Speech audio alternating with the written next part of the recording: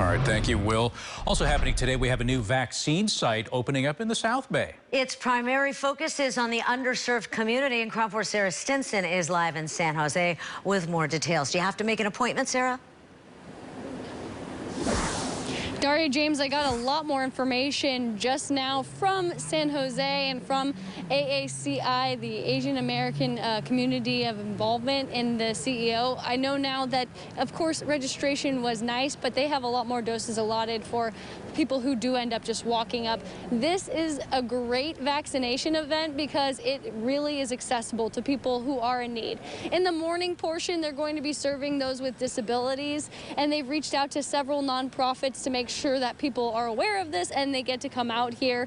There's about 200 doses allotted for that community, and then later people experiencing homelessness, they will be able to come out and get the vaccine, and there's about 450 doses allotted for those registered, and then more doses set aside for walk-ups.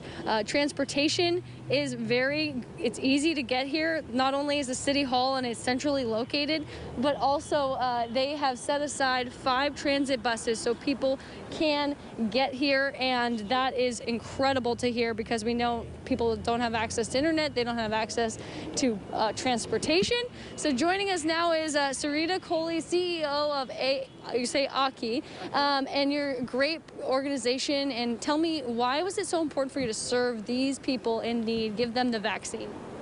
Well, thank you for having us here, firstly. I want to say that it's really important to serve those people who have very limited access or no access. And it was important for us to also vaccinate as many people as possible so that we can stop this virus in its tracks and the variants that are coming about. And so we're very happy to have partnered with these 20 nonprofits and with the city of San Jose and the fire department and the nursing colleges, all to bring vaccines to the unhoused and people with special needs, because these are people that don't usually have good access. Yeah, that's for sure. You have the fire department and your own staff and nursing students administering these shots. And tell me, how good will it feel to know that you're really putting a dent in this situation that we're in, this pandemic? You're helping serve these people who may have never gotten the vaccine at all. Absolutely. It's very exciting. It's thrilling to be able to make a small dent. There's a lot more people to vaccinate, but as you were just saying, we hope to be able to administer about 900 vaccines today, both to walk-ups as well as to people that we are helping to bring here with the support of the city.